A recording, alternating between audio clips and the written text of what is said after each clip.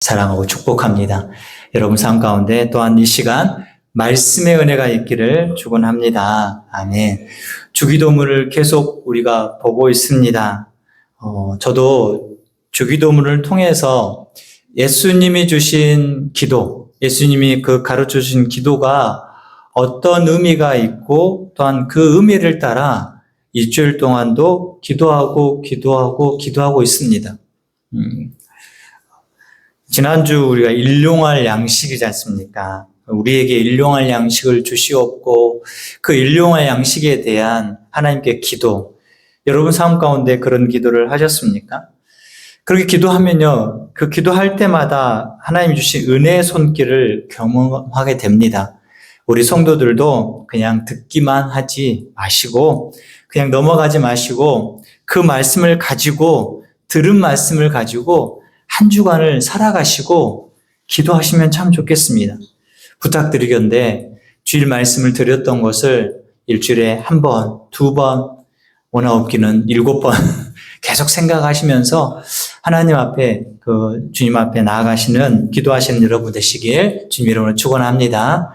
주기도문은 두 가지로 볼 수 있습니다. 하나님을 향한 기도, 그게 제가 3가지를 했지 않습니까? 그리고 우리를 향한 우리의 기도, 인간에 대한 기도가 3가지입니다. 그 3가지 중에 우리를 향한 기도, 첫 번째는 지난주에 우리 몸을 위한, 우리의 이 세상을 살아가면서 우리 몸에 필요한 것들 있지 않습니까? 그것을 구할 때 어떤 기도가 되어야 할지 그 기도 내용이 있다면 나머지 2가지는 영혼에 대한 기도입니다. 퍼센티지를 봐도 두 가지가 영혼에 대한 기도입니다. 그래서 우리가 이 영혼을 위한 기도가 필요하고 중요하다는 것입니다. 그걸 예수님께서 밝히시고 가르치는 것입니다. 우리는 보통 몸을 위한 기도를 많이 합니다. 우리의 일용할 양식을, 우리의 직장을, 우리의 건강을, 우리의 사업을, 우리의 가족들을, 맞습니다. 기도가 필요합니다. 그렇지만 영혼을 위한 기도가 더 많아져야 되고 더 풍성해야 줄 줄 믿습니다. 그렇다면 영혼이란 무엇일까? 어제 우리 잠깐 집사님이 물어보시긴 하던데 영혼은 우리를 구성하는, 사람을 구성하는 요소가 2가지가 있습니다. 우리 지금 만져지는 몸이 있지 않습니까? 몸이 있고 또한 영혼이 있습니다. 그럼 동물에게는 영혼이 있을까요? 없습니다. 성경에서는 그렇게 가르치지 않습니다. 점점 시대가 가면서 동물도 영혼이 있는 처럼 장례식도 치르고 하는데 물론 그럴 수 있겠지만 그러나 영혼은 없습니다. 영혼은 하나님이 인간에게만 허락하신 것입니다. 어떻게 주셨느냐? 창세기 2장 7절에 보면 여호와 하나님이 땅의 흙으로 사람을 지으시고 모든 동물들이나 인간도 똑같이 하나님께서 땅 흙으로 지으셨어요. 그런데 인간만 특별히 생기를 그 코에 불어넣으시니 사람이 생명이 되니라. 하나님께서 우리 가운데 코에 직접 불을 넣으셨다는 표현도 되겠지만 우리에게 하나님께서 영혼을 주셨습니다. 그래서 우리가 살아있는 사람이 된 것입니다. 하나님이 그 생기를 코에 불어넣으셔서 우리가 살아있는 존재가 된 것입니다. 여러분 각각이 동물과 다른 특별한 점이 바로 거기서 있습니다.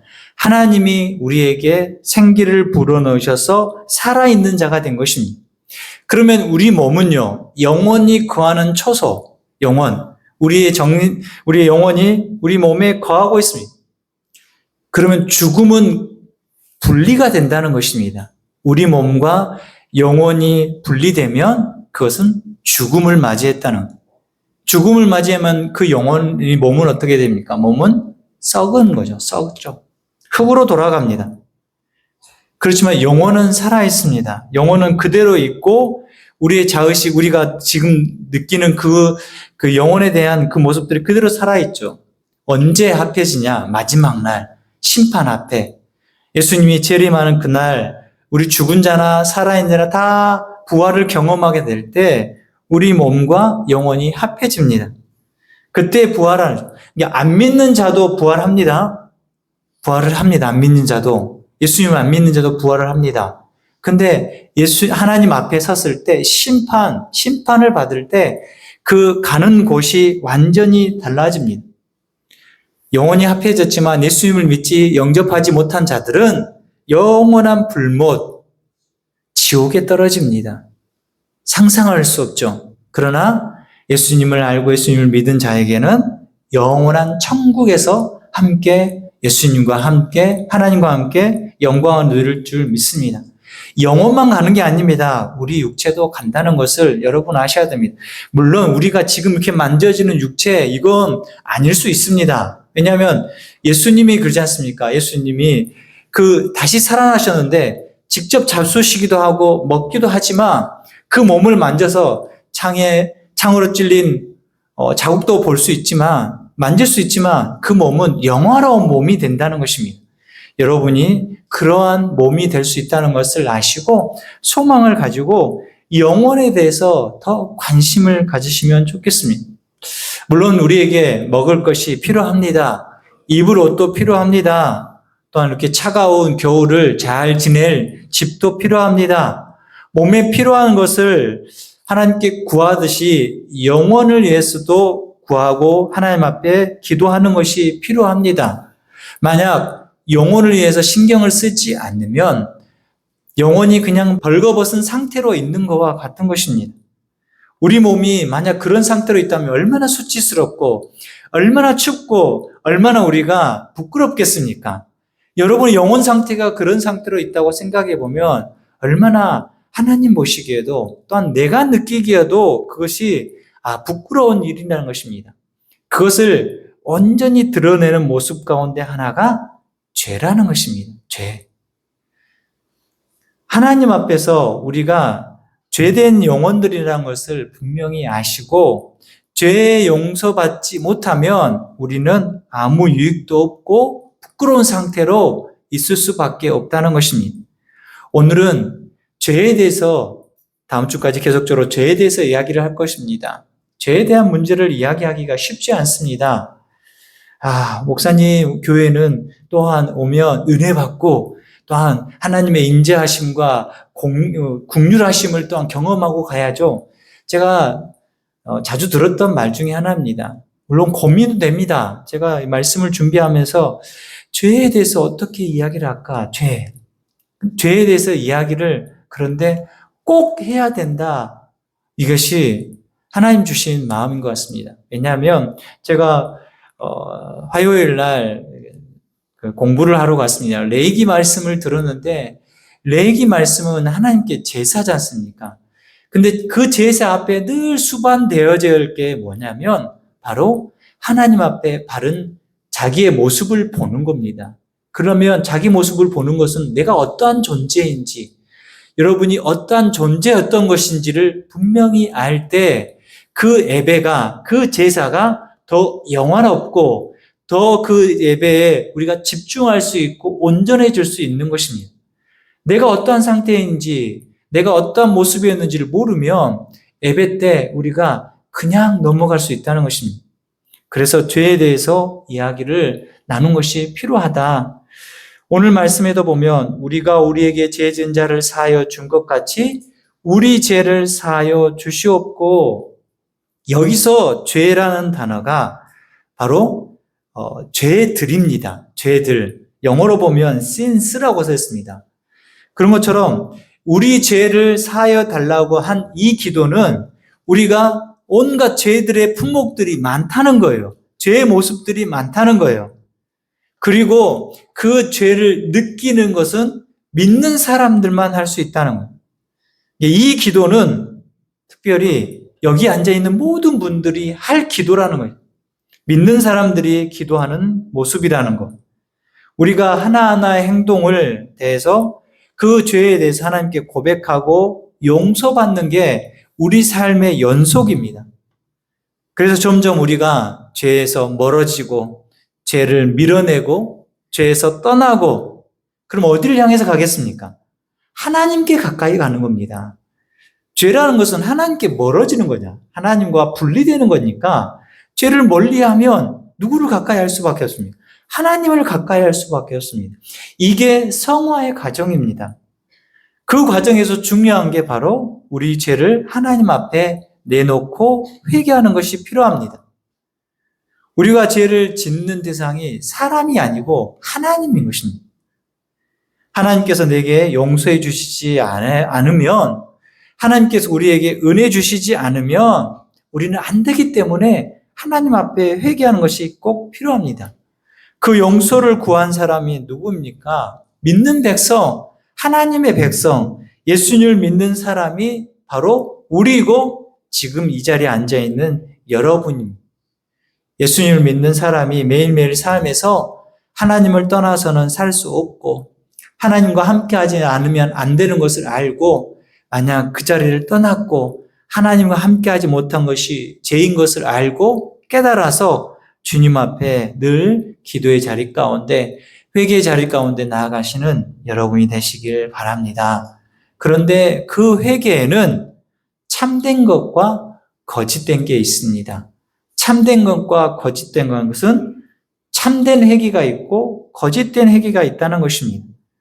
사람들은 거짓 회개를 하고서 자신이 참 회개했다고 여기는 경우가 많이 있습니다.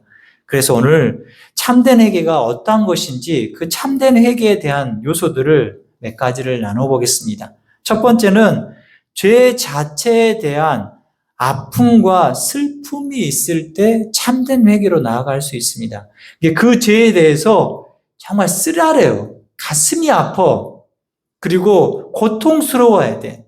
내가 죄를 지었으면 그 죄가 얼마나 더럽고 수치스럽고, 또한 그 죄로 인해서 내 마음이 찢어져야 돼. 그런 아픔이 있어야 돼요. 여러분, 손가락에 조그만 가시만 박혀도 얼마나 불편합니까? 스치기만 해도 아파. 여러분 혹시 종이에 한번, A4 용지나 종이에 한번 베어본 적 있습니까? 그러면 이 아픔 조그만하잖아요. 조금, 그런데 아프고 쓰라리고 스칠 때마다 깜짝깜짝 놀라고. 여러분, 그 죄에 대해서도 여러분이 그런 감정, 그런 모습이 있어야 된다는 거예요. 죄에 대해서 그런 감정이나 모습이 없다면, 괴로움이 없다면 우리는 죄에 대해서 무뎌져 있는 거예요. 죄를 느끼지 못하는 거예요. 죄 자체에 대해서 아픔이 있습니다. 그런데 그것을 느끼지 못하는 거예요. 그런 경우가 어느 때냐 보면, 대부분 죄를 짓고 나면 잘못했다고 느낄 때가 언제인지 아십니까? 들킬 때. 그 죄에 대해서 들킬 때, 내가 잘못했습니다. 그런데 들켜서요, 내가 잘못했다고 하는 이유 중에 하나가 뭐냐면요, 그 결과가 두려워서 하는 거예요. 결과가 두려워서 잘못했다고 말하고, 또한 손을 빌리기도 하죠. 잘못했다고. 그런데 우리가 그것이 진짜인지 가짜인지를 분명히 볼 수 있습니다. 여러분, 아이들 다 키워보셨지 않습니까? 여기 주아도 있고. 그런데 아이들 키워보면 그 아이들이 거짓말을 한지 안 한지를 알 수 있습니다. 그 아이들이 그 아이들뿐만 알겠습니까? 여러분, 어릴 때 생각해 보십시오. 여러분도 부모님한테 거짓말하거나 부모님한테 잘못하고 숨겼을 때, 걸렸을 때 어떻습니까? 손발이 다 비르지 않습니까? 근데 그 아이가 잘못을 했다고 그렇게 손발을 비는 이유가 무엇이겠습니까? 왜냐하면 매가 무서워서, 벌이 무서워서 그렇게 말하는 경우가 많이 있습니다. 그 순간을 모면하게 해서, 매를 피하기 위해서, 벌을 피하기 위해서 내가 잘못했다고, 내가 안 하겠다고 말을 하지만 그 다음에 또 어떻게 합니까? 다시 재범합니다. 또 다시 잘못을 합니다. 안 들키면요, 또 하는 것입니다. 진정으로 회개하지 않으면 또다시 그 죄의 유혹에 빠질 수밖에 없는 게 우리의 모습인 것입니다. 죄를 한번 짓고 그것이 걸리지 않으면 또 죄를 짓습니다. 그게 죄의 습성입니다. 죄가 가지고 있는 특징이고 습성이, 안 걸렸잖아, 또 할 수 있어. 야, 안 걸렸는데 너 이렇게 안심하고 또 해도 돼. 죄가 계속 그렇게 유혹합니다. 언제까지 하겠습니까? 들킬 때까지 하는 것입니다. 진짜 회개는 내가 잘못한 그것이, 행위가 얼마나 나를 괴롭게 하고 그 괴로움에 휩싸여서 나는 다시 하지 않겠다, 나는 절대 하지 않겠다. 근데요, 절대 하지 않지 않습니까? 우리는 또 그 죄의 유혹에, 죄의 모습에 놓일 수 있다는 것입니다. 그렇지만 인지하느냐, 그것을 알고 깨닫느냐, 다시금 하지 않겠다고 내가 다짐하느냐, 그것이 있어야 되는 것입니다. 그것을 놓고 하나님 앞에 납작 엎드리는 것이죠. 하나님을 찾는 거예요. 내가 이러한 존재입니다. 내가 이렇게 죄 때문에 제 마음이 무겁습니다. 그럼에도 그것을 이해하지 못하고 알지 못하는 경우가 많이 있습니다. 이게 어떤 나라에도 보면 나타날 수 있는데, 독일과 일본 두 나라가 전쟁을 일으킨 나라이지 않습니까? 그런데 사람들은 독일을 손가락질하지 않습니다. 누구만 손가락질? 일본을 손가락질합니다. 왜요? 독일은 자신이 괴롭혔던 나라에게 진짜 사죄를 하고, 심지어 총리도 그 나라 가서 사죄를 합니다. 그리고 잘못했으니까 사과를 하죠. 그래서 그것을 아는 나라들은, 그 독일이 침략했던, 빼앗았던 그 나라의 백성들은, 그 나라들은 독일을 손가락질하지 않습니다. 일본은 어떻습니까? 일본은 사과는 했습니다. 그러나 진정한 사과가 되지 않습니다. 왜요? 우리나라도 보십시오. 여전히 지금 독도의 날, 일본어 쓰기 싫어서 그랬습니다. 독도의 날을 자기들이 만들어 놓고, 독도가 자기 땅이라는 거 계속 우기지 않습니까? 진정한 사과가 없기 때문에 여전히 일본을 향해서, 중국뿐만 아니라 필리핀도 여러 나라들이 여전히 그 나라에게 요구하는 게, 진정 사과해라. 모든 사람들이 다 하는 것입니다.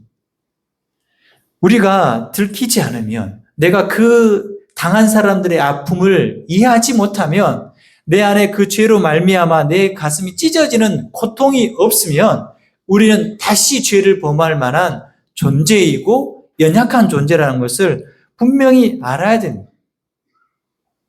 하나님 앞에 내 죄를 다 회개할 때 결과가 두려워서가 아니라, 내가 한 잘못이 얼마나 잘못되었는지, 추한지, 내가 한 그 거짓말이 얼마나 다른 사람을 아프게 하고 또한 우리 부모의 마음을 아프게 하는지, 그것을 알고 괴로움이 있어야 됩니다.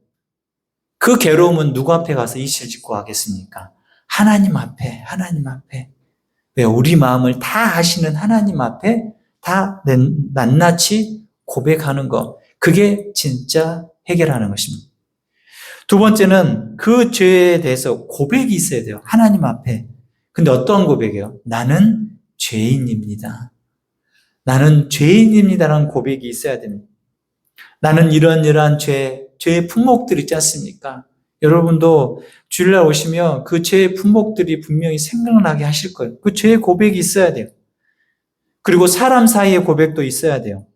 자기 잘못을 제대로 모르고 와서 내가 무조건 잘못했다고 말하면 그것을 이해하겠습니까? 아니, 그 사람이 뭔 잘못을 했는지도 모르면서. 그 결혼하고 신혼 초기에 보면 그 남편과 아내가 싸웁니다. 서로 그 삶의 방식들이나 모습들이 다르기 때문에 싸웁니다. 근데 진 사람이 뭐냐면, 내가 잘못했다고 먼저 말을 한 사람이 진 사람이라고 하지 마. 그런데 그 상대편이 뭘 잘못했는데, 그럴 때 진짜 당혹스럽습니다. 제가 그런 적이 있어가지고요. 네, 당혹스러워요. 무엇을 잘못했는데, 잘못한 것을 제대로 모르면 그 사과가, 그 잘못했다는 말이 신빙성이 떨어집니다. 참되지 않은 것입니다. 하나님 앞에 우리가 그 죄의 모습들을 낱낱이 고백하고, 난 이런 잘못들이 있고, 이런 고백들을 하나님께 낱낱이 고백하는 것입니다. 그럴 때 그 고백이 참되는 것입니다. 다윗의 고백을 한번 보겠습니다. 다윗의 고백을 보면, 다윗이 시편 51편에 보면 다윗의 시입니다. 그런데 이 51편은 다윗이 우리아의 아들 밧세바를 동침한 후에 선지자 나단이 와가지고 예화를 들어가지고, 당신이 그 잘못을 했습니다라고 말을 했을 때, 그 말을 들은 다윗이 하나님 앞에 낱낱이 고백하는 시가 51편입니다. 그 4절에 보면, 51편 4절에 보면, 내가 주께만 범죄하여 주의 목전에 악을 행하였사오니 주께서 말씀하실 때 의로우시다 하고 주께서 심판하실 때 순전하시다 하리이다. 이게 하나님 앞에 지금 누구한테 죄를 범했습니까? 밧세바와 우리한테 죄를 범했지만 그러나 이 죄의 원천적인 대상은 누구냐? 하나님인 걸 안 거예요. 내가 하나님께 범죄하였습니다. 내가 하나님 앞에서 악을 행하였습니다. 그렇게 고백을 합니다. 이게 죄의 시작과 끝이 누구를 향하고 하나님께 향하는. 이게 여러분이 죄의 시작과 끝이 누구를 향하느냐? 사람이 아니에요. 먼저 하나님께 향하고 끝도 하나님에 향하세요. 그 중간에 사람이 될 수 있겠죠. 그렇지만 죄의 시작이 내가 죽게 범했고 내가 죽게 악을 행하였습니다. 자기가 간음한 거, 자기가 우리아를 죽인 그 살인의 죄를 하나님 앞에 죄를 지었다고 말을 하고 있습니다. 여러분이 죄를 가지고 어디 하나님 앞에 서는 것입니다. 또한 이것을 하나님 앞에 죄를 고백하는 것을 하나님께 영광 돌리는 것이라고 표현하고 있습니다. 어떻게 영광이 될 수 있을까? 그게 여호수아의 말씀에 나오는데 여호수아가 이스라엘 백성들과 가나안 정복을 시작합니다. 예단 동편에서 서편으로 넘어가면서 첫 번째 큰 성 여리고 성에 다다릅니다. 여리고 성을 말도 안 되는 작전으로 하지 않습니까? 하루에 한 번씩 마지막 날은 7번. 근데 성벽이 무너졌어요. 와 하면서 들어가서 그 여리고 성을 정복합니다. 근데 거기서 아간이 죄를 범하지 않습니까? 하나님께서 다 진멸하는데 눈에 보기 좋은 것들을 훔쳐서 자기 집에 땅에 퍼붓습니다. 그 하나님의 진노 때문에 그 죄 때문에 이스라엘 백성들이 죽임을 당합니다. 이것을 제비를 뽑으니까 아간이 나왔어요. 그때 여호수아가 아간에게 이렇게 말합니다. 여호수아 7장 19절에 보면 그러므로 여호수아가 아간에게 이르되 내 아들아 청하노니 이스라엘 하나님 여호와께 영광을 돌려 그 앞에 자복하고 하나님께 죄를 고백하는 게 그 죄를 낱낱이 다 아뢰는 게 하나님의 영광을 올려드리는 일이라고 표현하고 있습니다. 왜요? 하나님께서 심판을 멈추게 하기 때문에요. 그 공의의 하나님이 진짜 하나님인 것을 알게 하시기 때문에요. 우리가 하나님 앞에 죄를 고백하고 하나님을 찾는 그 시간이 하나님께 영광 올려드리는 시간이라는 것입니다. 여러분이 하나님께 예배하러 올 때 하나님 저는 이런 죄를 범하였습니다. 하나님께 아뢰는 그 시간이 하나님께 영화롭게 하는 하나님께 영광 올려드리는 시간이라는 것입니다. 왜요? 하나님께서 영광 왜요? 우리의 그 죄를 고백하고 자복하는 자에게 하나님께서 용서하심이 드러나는 시간입니다. 요한일서 1장 9절에 보십시오. 만일 우리가 우리 죄를 자복하면 하나님께 아뢰면 그는 미쁘시고 의로우사 우리 죄를 사하시며 우리를 모든 불의에서 깨끗하게 하실 것이요. 우리가 자복하고 자백하면 하나님께서 그 죄를 사하신다고 하십니다. 하나님의 영광이 드러난다는 것입니다. 여러분이 하나님 앞에 나와서 우리가 있는 그대로 내 잘못한 것 그대로 하나님께 내어놓고 하나님 앞에 구하는 것이 용서를 구하는 그래야 해결받을 수 있는 것입니다. 이것을 위해서 예수님께서 기도를 가르쳐 주신 것입니다. 우리 죄를 용서해 주옵소서. 구체적으로 기도하면서 하나님께 용서를 구하는 것입니다. 그 용서를 하나님께 구했을 때, 그 회개 기도를 했을 때 예수님이 칭찬한 기도가 있습니다. 바리새인과 세리의 기도가 있습니다. 바리새인은 자기가 하나님 앞에서 어떻게 했는지 다 이야기합니다. 하나님, 나는 기도도 열심히 하고 금식도 하고요, 11조도 하고요. 하나님 보시기에 너무 좋은 것들을 다 행했습니다. 근데 그 바리새인의 기도에 뭐가 빠졌습니까? 회개가 빠졌습니다. 회개가 빠져 있습니다. 근데 세리 기도는요. 누가복음 18장 13절에 보면 세리는 멀리 서서 감히 눈을 들어 하늘을 쳐다보지도 못하고 다만 가슴을 치며 아뢰되 하나님이여 불쌍히 여기소서 나는 죄인으로소이다. 나는 죄인입니다. 하나님 앞에 얼마나 두려운지 감히 하늘을 쳐다보지 못해요. 하나님을 쳐다보지 못했단 말이에요. 자신이 얼마나 큰 죄인지를 알기 때문에 가슴을 치면서 하나님 불쌍히 여겨달라고. 하나님이 불쌍히 여기지 않으면 어느 세상의 누구도 나를 불쌍히 여기지 못한다고. 오직 하나님만이 나의 죄를 해결해 주실 분을 알고 자신의 죄를 고백합니다. 이런 죄인된 모습이 고백이 필요하다는 것입니다. 그래서 죄에 대해서 우리가 거부감이 있어야 돼요. 알레르기처럼. 뿐만 아니라 그 죄에 대해서 슬퍼하고 괴로워한 것뿐만 아니라 그 죄를 낱낱이 고백할 수 있는 우리 안에 그 담대함이 필요해요. 그 담대함이 왜요? 그래야지만이 죄의 용서함을 받을 수 있습니다. 그리고 세 번째 마지막으로 그 죄의 고백이 있다면 돌아서야 돼요. 돌이켜야 돼요. 다시 그것을 쫓아서 가지 말아야 돼요. 내 삶에서 죄를 따랐던 살아온 그 길에서 돌이켜서 하나님께 기뻐한 길로 가는 것입니다.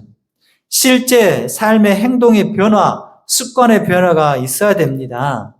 우리는 죄의 습관에 찌들어 있습니다. 거기에서 돌이키는 것입니다. 이것은 다이어트와 비슷합니다. 어제 보니까 어떤 연예인이 10년 만에 다시 자신의 몸무게로 돌아갔다는 그 연예 뉴스를 본 적이 있습니다. 다이어트가요, 처음에는 잘 되는 것처럼 보입니다. 그런데 진짜 다이어트는 습관의 변화입니다. 일시적으로 할 수 있습니다. 그런데 습관이 변하지 않으면 원래대로 돌아가고 더 나빠집니다. 이것을 요요라고 하지 않습니까? 요요가 생깁니다. 예전에 섬겼던 교회 목사님이 몸이 계속 결혼한 지 얼마 안 된 계속 찌는 겁니다. 볼 때마다 쪄 있는 거예요. 그래서 물어봅니다. 왜 이렇게 살이 쪄? 원인은 어디 있냐면 저녁에 야식을 잘 시켜 먹는 거예요. 치킨이고 피자고 종종 제가 사는 집에 보면 그 배달이 옵니다. 띵동, 우리 옆집이니까요. 띵동 소리가 들려요. 그럼 야식이에요. 밤에. 이게 습관이에요, 습관. 근데 이제 계속 말하고 하다 보니까 자신도 스스로 여기는. 그래서 야식을 먹는 횟수를 줄이게 하더라고요. 줄여가다 보니까 점점 멈춰 있었어요. 끊으니까 살이 점점 좀 빠지는 거예요. 이게 습관이 무서워요. 그걸 끊어야 돼요. 내려놔야 돼요. 근데 그게 쉽지 않다고 그 목사님 이야기 하더라고요. 왜냐하면 계속 또한 습관이었잖아요. 저녁만 되면 저녁 먹밥 먹고 좀 쉬고 나면 입이 궁금한 거. 여러분 그런 경험 있으십니까? 저녁 때만 되면 한 8시나 9시나 되면 뭔가 좀 집어넣어주고 싶은 그런 욕구. 그게 습관이에요, 그 습관. 그 습관을 끊어야 해요. 그럴 때 그 사람이 살이 이제 빠지는 거죠. 안 찌는 거죠. 이게 그 습관을 끊기 어렵습니다. 죄적인 면도 그와 비슷합니다. 죄의 습관을 버리려고 노력합니다. 일시적으로 도전하죠. 들켜서 그것도 끊으려고 해요. 참아보지만 그러나 다시 시작합니다. 실패합니다. 그래서 우리 끝까지 노력하는 게 필요합니다. 많은 힘이 필요합니다. 어떤 책에 보니까 좋은 습관을 기르기 위해서는 최소한 40일 이상이 걸린답니다. 보통 주일로 따지면 6주에서 7주가 좋은 습관을 몸에 배우고 그게 습관화되기 위해서는 6주에서 7주를 노력해야 된답니다. 얼마나 힘듭니까? 근데 그 좋은 습관도요, 무너뜨릴 수 있는 시간은 3일이면 끝난답니다. 나쁜 것으로 쫓아가고 다시 예전의 모습을 추구하면 3일이면 그 좋은 습관도 끝내는 무너진다. 좋은 습관 이렇게 만들기가 어렵다는 거예요. 우리가 하나님 곁에 머물고 하나님 뜻을 쫓아서 하나님의 마음을 흡족하기 위해서 습관을 들이는 게 쉽지 않다는 거예요. 여러분 여전히 성경 읽기 하고 계십니까? 하루에 1장, 2장씩 읽고 계십니까? 성경 일독표 나눠준다고 체크하십니까? 다음 주에 한번 체크해 볼까요? 저 예배 끝나고 나갈 때마다 저한테 내밀어 보십시오. 체크 한번 해볼까요? 사람 또 체크한다고 하면 또 긴장해가지고.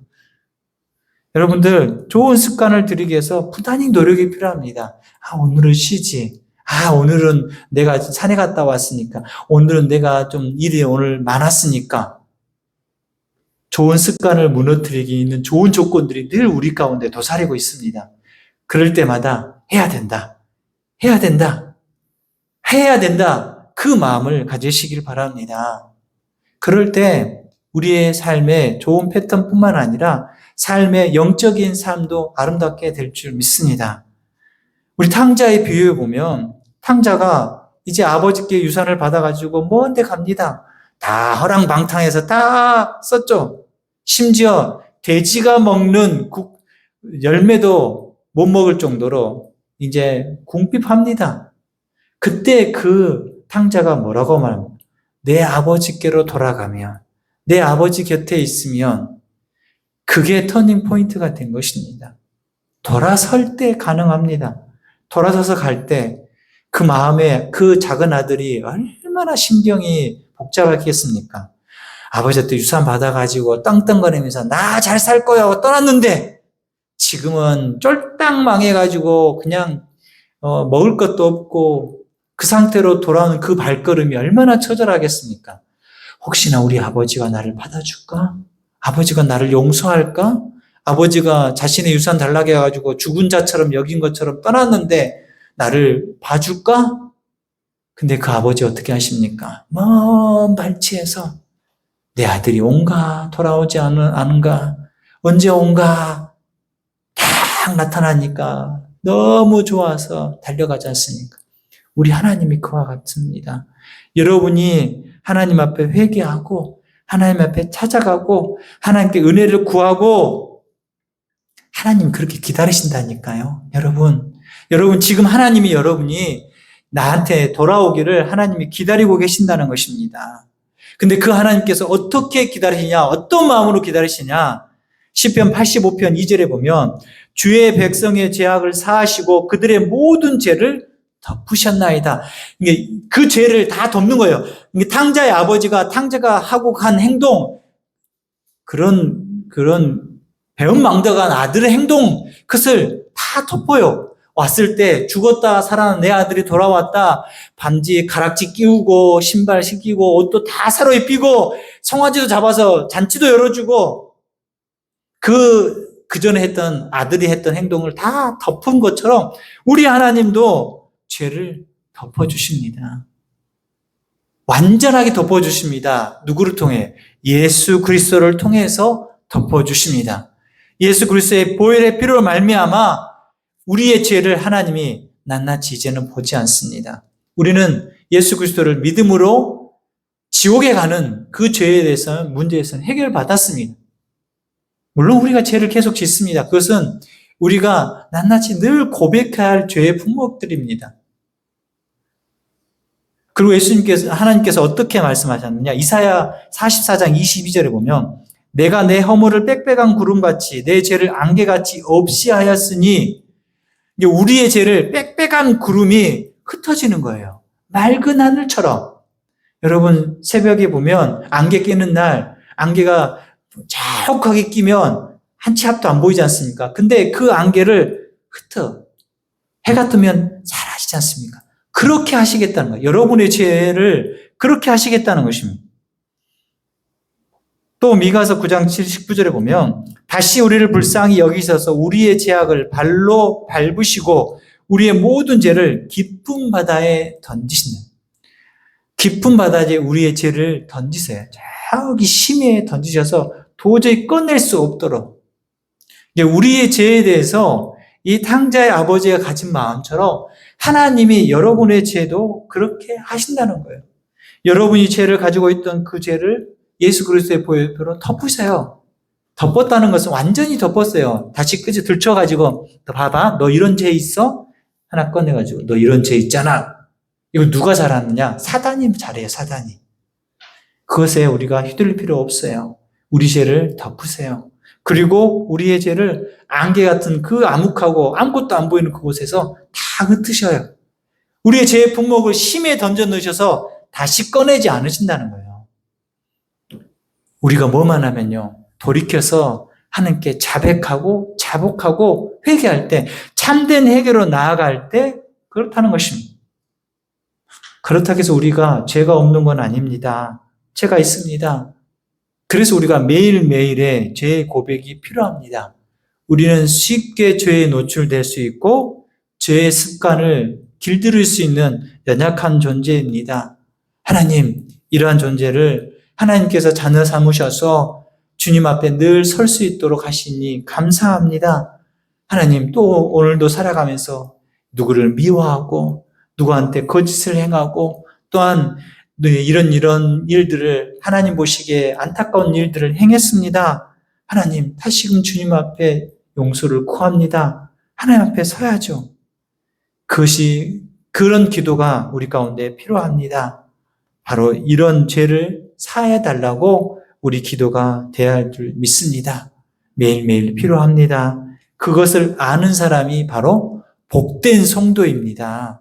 다른 성도가 아니라 복된 성도는 바로 내 죄를 사하실 그 하나님을 알고 나의 죄의 품목들을 통해서 내가 죄를 고백하고 돌아서는 그런 성도가 되는 것이 바로 복된 성도입니다.